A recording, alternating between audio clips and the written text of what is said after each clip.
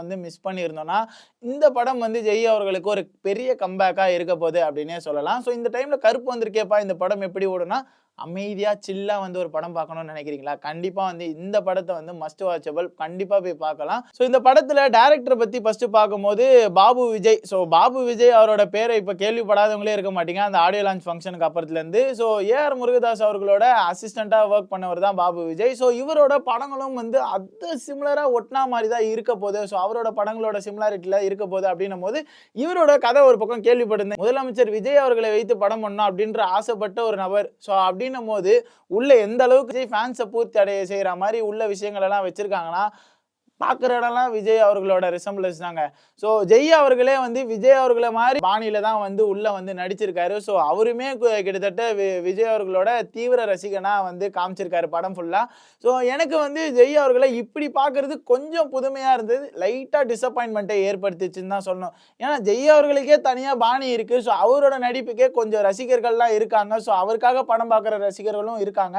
So இந்த டைம்ல ஏன் வந்து அவர் வந்து விஜய் அவர மாரி நான் நடிக்கணும் அப்படின்ற மாரி உள்ள வந்து பெர்ஃபார்மன்ஸ வந்து எதுக்காக வச்சாங்க அப்படின்ற ஒரு கேள்விக்குறி இருக்கு. கதையா பார்க்கும்போது டாப் நாச்சான ஒரு கதையா இருக்கு. ஸ்கிரீன் பிளேல பட்டைய கிளப்பி இருந்தாங்கன்னே சொல்லலாம். எனக்கு மேக்கிங்ல கொஞ்சம் டிசப்பாயின்ட்மென்ட் இருந்தது. என்னன்னா சீன் வைஸ் இந்த ஆர்டர லைட்டா எங்கேயோ மாத்திட்டாங்களோ, பாதியில கதை வந்து புரியாத மாரியே ஒரு சின்ன ஒரு சஞ்சலப்பு ஏற்பட்டுச்சு. ஸோ அந்த இன்டர்வல் போர்ஷனுக்கு அப்புறம் கொஞ்சம் இந்த ஃபிளாஷ்பேக் போர்ஷன்ல கொஞ்சம் உச்சி கொட்டுறதும், ஃபோன் யூஸ் பண்றதும் கண்டிப்பா நடந்ததுங்க எல்லார் மத்தியிலயும். ஸோ பார்க்கும்போது ஓவராலா பார்க்கும்போது முருகதாஸோட அசிஸ்டன்ட் அப்படின்ற மாரி காமிச்சிருக்காரு படம் ஃபுல்லா. குடுத்த பட்ஜெட்ல என்ன பண்ண முடியுமோ கச்சிதமா பண்ணியிருக்காருன்னே சொல்லலாம். எனக்கு ஜெய் அவர்கள் கிட்ட இன்னும் நெறைய பெர்ஃபார்மன்ஸ் எதிர்பார்க்கிறோமே. அவரெல்லாம் வந்து எப்படிலாம் பார்த்து ரசிச்சிருக்கோம். எங்கேயும் எப்போதெல்லாம் பிச்சு உதிரிருப்பாரு. அந்த மாரி எதுவுமே உள்ள இல்லையே. ஃபுல்லா விஜய் அவர்கள மாரியே நான் பண்றேன் அப்படின்ற மாரிலாம் சொல்லியிருந்தாங்க. ஒரு பக்கம் யோகி பாபு கரெக்ட்டா போட்டிருக்காங்க. என்னன்னா படத்துக்கு கதைக்கு தேவைப்படல. இவர் பண்ற நடிப்புக்கு தேவைப்பட்டாரு. எதனாலனா இவர கலாய்ச்சிக்கிட்டே இருக்காரு. சீக்கிரமா பனையூர் போயிட்டு விஜய கூட்டு வர போறேன். வரவன்லாம் காப்பு போட்டு சுத்துறான் அப்படின்ற மாரிலாம் கவுண்டர போட்டிருந்தாரு யோகி பாபு அவர்கள். அவரும் இந்த கதைக்கு தேவையில்லை அப்படின்ற மாரி தான் இருந்தது. ஸோ ஆதித்யா கதிர் அவர்களோட நடிப்பு டாப் நாட்சா இருந்தது. ஸோ ஹீரோயின் அவங்களும் ரொம்ப அழகா அவங்களோட ரோல ப்ளே பண்ணியிருந்தாங்க.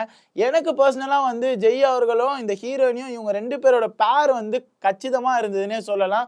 ரொம்ப அழகான கப்புலா இருந்தாங்க. ஸோ நல்ல கெமிஸ்ட்ரி வொர்க் அவுட் ஆயிருக்கு.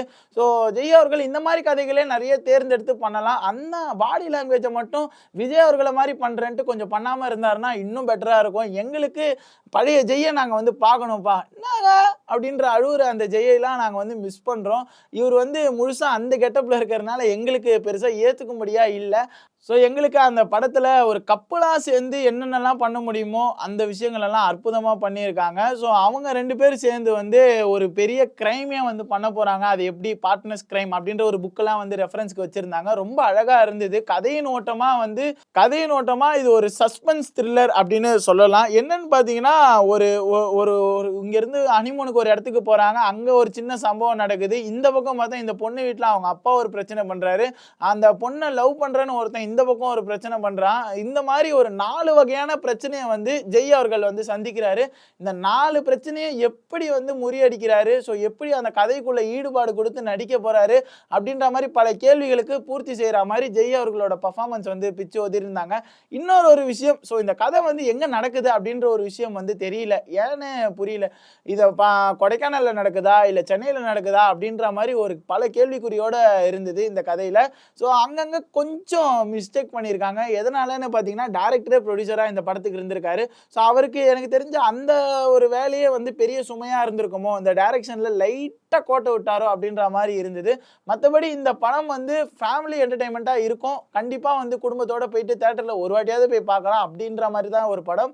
ஸோ நெறைய வாட்டி பார்க்கலனாலும் ஒரு வாட்டியாவது இந்த படத்த போய் பார்க்கலாம். நல்ல படமா தான் இந்த படம் வந்து ஜெய் அவர்களுக்கு ஒரு கம்பேக்கான படமா அமைஞ்சிருக்கு. ஸோ நீங்க இந்த படத்த பார்த்துட்டு என்ன நினைக்கிறீங்கன்னு மறக்காம நம்ம கமெண்ட் செக்ஷன்ல வந்து கமெண்ட் பண்ணுங்க.